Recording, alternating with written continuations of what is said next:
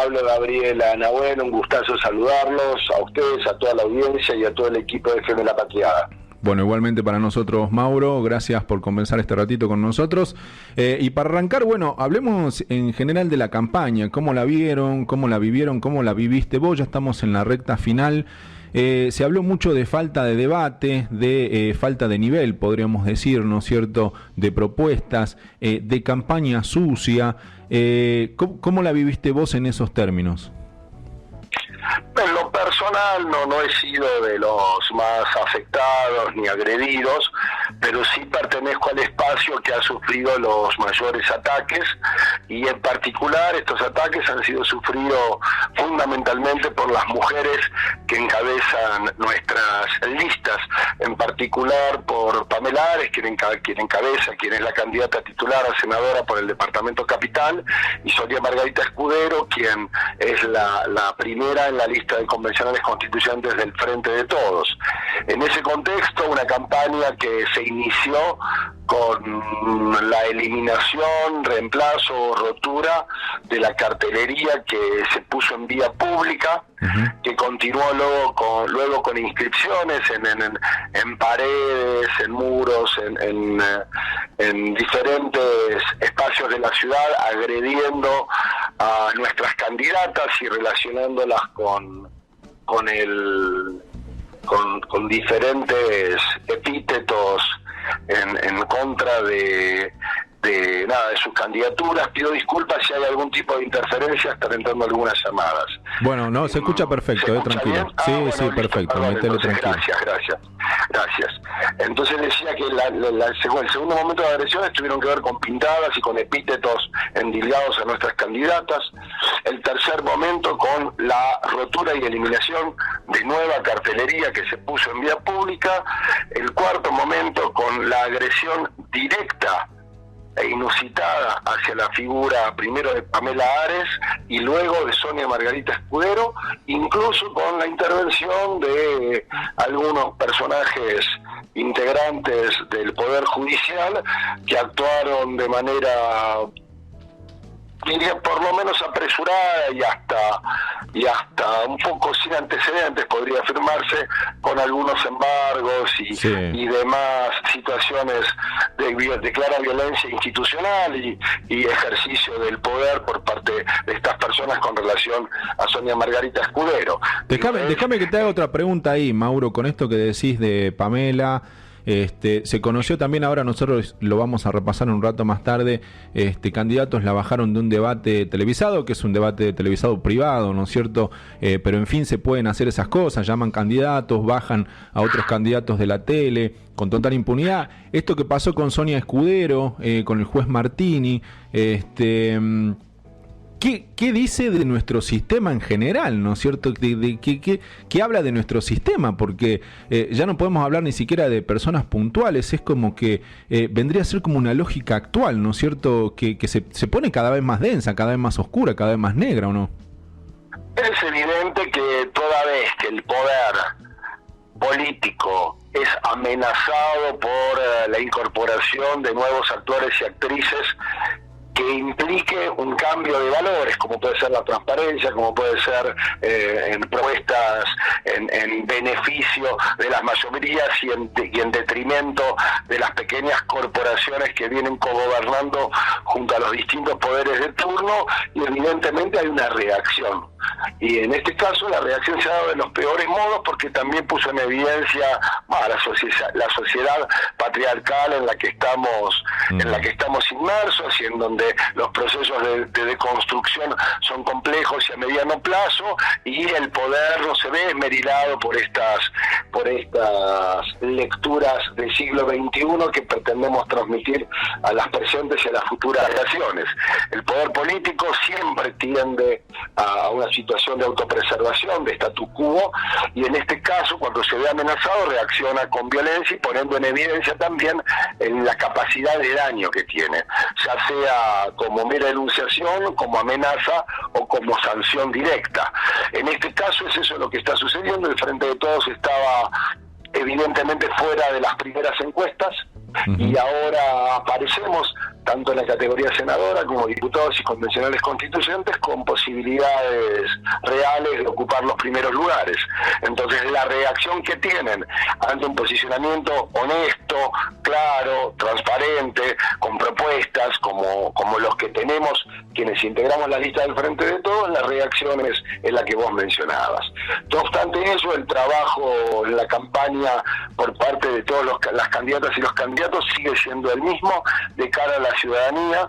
Hoy, por siempre, ¿no?, en el contexto de pandemia y con la imposibilidad de generar actos masivos, etcétera, es como una suerte de puerta a puerta permanente con referentes y referentas, más que con desconocidos, que es lo que uno suele hacer cuando sale a caminar los barrios para contar las propuestas que uno tiene. Y hemos decidido, por ejemplo, en nuestro caso hoy, ir a compartir 8 horas. Uno podría decir 8 horas, no es nada. Bueno, en campaña sí, la agenda de cualquier candidato expectante se arma por cada 20 minutos, bloques de 20 minutos. Sí. O sea que nosotros hemos destinado, digamos, 24 módulos de nuestra agenda a estar presentes en un único lugar, en un comedor que algunos de ustedes conocen. Allí ustedes desde la Patriada y antes desde la 750 han tenido gestos solidarios para con este comedor, el Divino Niño, en barrio 17 de octubre. Ajá, acá en zona norte. Más prestigiosos de nuestra ciudad, porque han logrado de alguna manera tener un grado de institucionalidad vinculado no solo al municipio, a la provincia de la nación, sino también al organismo de Naciones Unidas para el Desarrollo, al PNUD. Este comedor hoy sigue siendo conducido como siempre por mujeres, algunas de ellas con 37 años. Hoy estuvimos con 4 mujeres, 37, 31, 28 y 27 años de colaboración permanente en el comedor. Impresionante. ¿Qué decidimos? Decidimos ir ahí, compartir. Estuvimos cocinando, limpiando pisos, limpiando ollas, sirviendo las viandas para las 300 personas que se alimentan diariamente allí. Estuvimos con mucha predisposición, atentos a las necesidades de este comedor y transmitiendo ese mensaje, que lo que tiene que hacer la política es estar a disposición siempre de los más humildes. Es decir, la frase que siempre mencionamos todas las fuerzas políticas de generar más y mejores oportunidades, habla siempre del inicio de ofertas, si se quiere, de esas oportunidades a partir de un umbral compartido. Lamentablemente en nuestra provincia, en nuestro país, pero sobre todo en nuestra provincia, el 50% de la población no accede a ese umbral. Entonces la política debe ocuparse de los que están por debajo de ese umbral, lleguen a ese umbral para después poder desarrollar su vida en plena autonomía, pero en igualdad de oportunidades. Claro. Así que lo que decidimos hoy fue compartir estos 24 módulos de agenda, si se quiere, en el comedor Divino Niño, donde pusimos en evidencia el trabajo de estas mujeres, de estas heroínas que junto al personal de salud, junto a los medios de comunicación, más los esenciales, sí, han sido quienes nos han permitido superar esta pandemia, pero también poniendo en evidencia necesidades básicas que tenían, como la de un plomero, que se irá la semana próxima, una cocina porque tienen 60 personas en lista de espera y no pueden darle las viandas porque no tienen capacidad para producir más viandas calientes, sobre todo, y una heladera. Así que estamos en eso.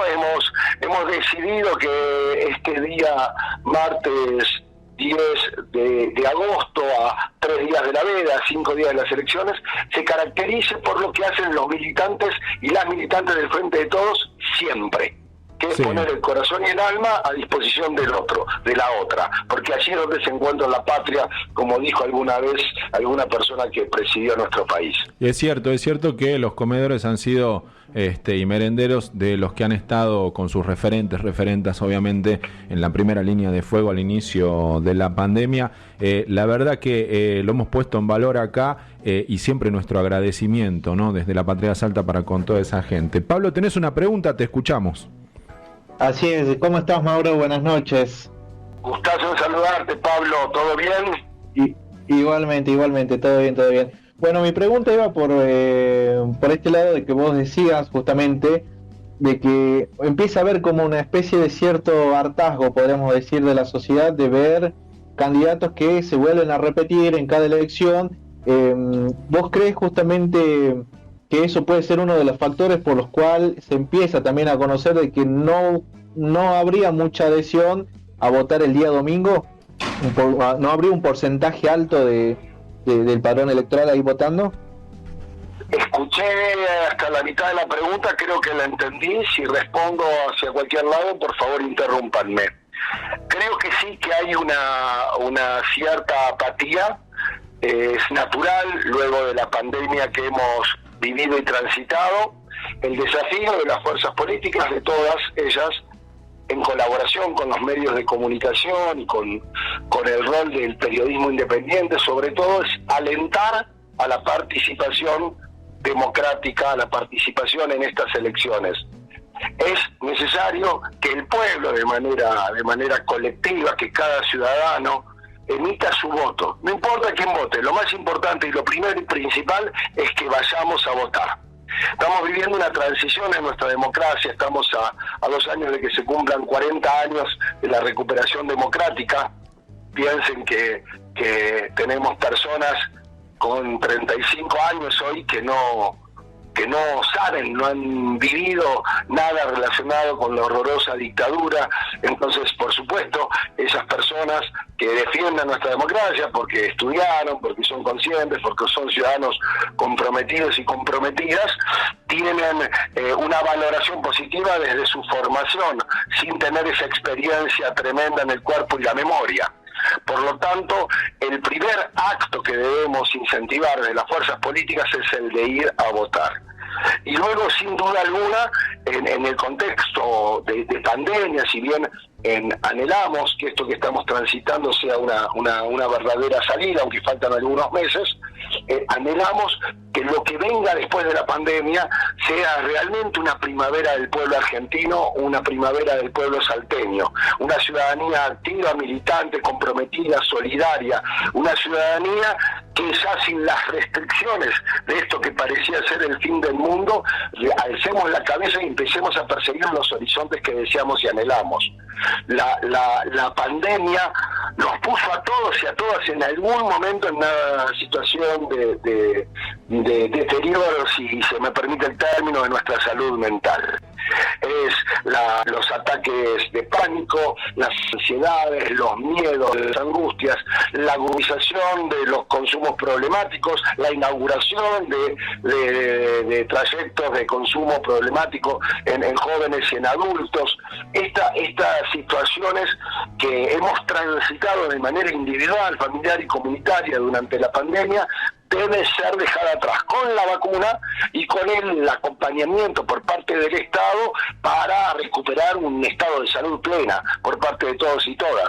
Entonces allí radica una de nuestras principales propuestas, una de las tantas propuestas que ofrece el Frente de Todos en la categoría de diputados, por supuesto, impulsada por Isabel Levita, cuya trayectoria legislativa siempre ha estado en materia preventiva de salud, que tiene que ver con la creación del órgano de revisión de la Ley de Salud Mental, que hace 10 años se viene impulsando en la provincia de Salta, desde diferentes sectores políticos, desde el tercer sector incluso, desde colegios de profesionales, desde sindicatos, alguna vez también desde áreas gubernamentales, sin haberlo logrado. Bueno, creemos que es necesario que exista un poderosísimo órgano de revisión de la Ley de Salud Mental en nuestra provincia para que la salida de la pandemia no solo sea con vacunación, sino también con salud, con la posibilidad de que individual, familiar y colectivamente volvamos a construir tejido social, volvamos a empoderarnos como ciudadanos y comencemos a dinamizar lo que puede ser un futuro esplendoroso para todos y todas, saliendo de la oscuridad tremenda que han sido estos 2 años de pandemia. Gaby, escuchamos tu pregunta. Hola Mauro, Gabriela Hernández te habla y quería consultarte ante el panorama, ¿no?, de estas elecciones en donde el electorado ha quedado completamente confundido, ¿no?, con esto de que en las provinciales se dé un contexto y en las nacionales otro. En ese caso el partido Felicidad se ha destacado, ¿no?, por las acciones que ha llevado a cabo en el marco de las relaciones que va a tener en estas elecciones. Y bueno, quería preguntarte si va a quedar alguna repercusión, ¿no?, de todo lo que se hace ahora en el marco político, porque algunos ven lo que es el momento, ¿no? Hoy estoy de Alberto, ayer estaba con el macrismo, por ejemplo, en el caso de... Te perdimos, Gaby, un cachito ahí. Sainz, sí, pero acá. como si no hubiera... Sí, ¿Qué repercusiones van a generar, ¿no?, todas las acciones políticas de hoy? Sí, Gabriela, un gustazo saludarte también. En primer término, rescato la primera palabra que utilizaste, que es la de confusión. La confusión en la que hoy estamos inmersos, salteñas y salteños, tiene que ver con el grado superlativo de especulación política del señor gobernador. El grado de confusión y la superposición de los cronogramas electorales provinciales y nacionales tiene que ver con este juego permanente de encontrar el momento en el que supuestamente mi imagen va a ser mejor que la de los demás y voy a estar en condiciones de armar una alianza electoral que me permita seguir teniendo mayorías parlamentarias en los consejos deliberantes. Lo hemos dicho una y mil veces, fue un acto de irresponsabilidad absoluta convocar hace 6 meses a las elecciones para el 4 de julio en pleno invierno. Y ha sido un acto de irresponsabilidad absoluta, porque lo ha hecho sin atender ningún tipo de variable, ni de explicación, ni de análisis. Convocó a votar sin haberse iniciado la campaña de vacunación y en pleno invierno, con una pandemia que se llevaba de centenares de fallecidos y fallecidas en nuestro país. En segundo término, cuando tuvo la posibilidad de modificar esa fecha, la del 4 de julio, lo hace hacia el 4 de agosto, hacia el 15 de agosto, del 4 de julio al próximo domingo 15 de agosto que votaremos, en plena superposición con el cronograma electoral nacional. La confusión que tienen salteños y salteñas al momento de ir a votar es responsabilidad absoluta y, en primer término, del señor gobernador. Luego, probablemente también, como bien señalabas, Gabriela, en la introducción a tu pregunta, de algunas fuerzas políticas que se paran desde un lugar ante la elección provincial y se paran en otro diferente para la elección nacional. Felicidad no es parte de esa confusión. Y no ha sido parte ni siquiera cuando el gobernador hacía sus anuncios. Hemos sido de los primeros y de las primeras en señalarle estos errores. El gobernador, en vez de meditar, en vez de tomar en consideración lo que se le señalaba, convocó a votar el próximo domingo superponiendo los cronogramas electorales provinciales y nacionales. Así que después de este domingo, donde insistimos a quienes nos escuchan que sabemos que la audiencia de FM La Patriada es muy numerosa y nutrida y también muy crítica en términos políticos, los invitamos y las invitamos a reflexionar y a votar el 15 de agosto al frente de todos. Lista completa, sin mediar demasiadas intermediaciones. Pantalla, renglón de arriba, votar por categoría, renglón de abajo, lista completa. Dedo a lista completa. Y así aparecen 10 actas. Hay una donde está Pamela Ares con la bandera argentina y el logo del Frente de Todos. La bandera argentina, el rostro de Pamela Ares. Allí va nuestro dedo y aparecerá el voto completo de la lista del Frente de Todos. Sin confusiones, con claridad, como siempre lo hicimos. Después del domingo, nosotros avanzaremos en el escenario nacional para el 12 de septiembre. Y sin duda alguna, como bien señalabas, una de nuestras tareas será poner en valor y en estado de debate público la coherencia de los distintos espacios políticos y, sobre todo, de los dirigentes, de las dirigentes y de los dirigentes que pretenden representar a los salteños y a las salteñas. Eso tiene que quedar en evidencia, porque es alimentar la antipolítica. Porque a partir de estas cosas después dicen los políticos y las políticas mienten. A partir de estas cosas es que después dicen que las políticas y los políticos son ladrones. Claro. A partir de estas cosas es que se pierde credibilidad, no solo en la actividad colectiva más noble que tenemos como humanidad, sino también la única herramienta que tienen las sociedades para transformarse positivamente. Totalmente la antipolítica es totalmente destructiva y además no es desinteresada, ¿no es cierto? Trae justamente intereses destructivos por detrás. Mauro, en esa lista que mencionabas vos recién, que invitabas al voto lista completa, vos estás aspirando a un lugar en la Cámara de Diputados. Entiende uno, ¿no es cierto? Se entiende, se sobreentiende que, bueno, crees que desde ese lugar se puede hacer una diferencia, claramente, ¿no es cierto? Y en ese sentido, ¿cómo evaluás el funcionamiento legislativo al día de hoy, bueno, puntualmente en la Cámara de Diputados, y qué crees que se va a poder hacer desde ahí? Mucho, porque lo primero que haremos es que la legislatura salteña, la Cámara de Diputados en particular, tenga un bloque del Frente de Todos, homogéneo, coherente, crítico, colaborador en sentido político, pero críticos en términos ideológicos y de posiciones filosóficas y políticas, como no ha habido hasta ahora. Porque lamentablemente, y esta es la diferencia sustantiva con otras elecciones anteriores, las personas que integramos las listas en toda la provincia del Frente de Todos hemos manifestado de manera explícita, de manera concreta o con compromiso de palabra, la pertenencia y permanencia en un bloque del Frente de Todos opositor, porque la democracia necesita una posición lúcida y constructiva al gobierno de Sáenz. Ese es el primer elemento. El segundo es discutir la principal herramienta con la que cuenta todo gobierno, que es la ley de presupuesto. Por supuesto vamos a tratar de entender y acompañar los deseos del Ejecutivo Provincial, pero queremos saber para qué, a dónde destina el dinero. ¿Cómo puede ser que con 50 puntos de pobreza feminizada e infantilizada en la provincia, el oficialismo celebre que tienen superávit? ¿Cómo podemos celebrar que tenemos 3 pesos guardados en el banco cuando esos 3 pesos podrían permitir que alguna familia saliera de la indigencia, que algún comerciante no cerrara sus puertas, que alguna pyme sostuviera a sus empleados? Que se dé la copa de leche. El gobierno tiene la mirada puesta en cualquier lado. Es necesario que haya una oposición coherente que lo ayude cada tanto a recuperar lucidez.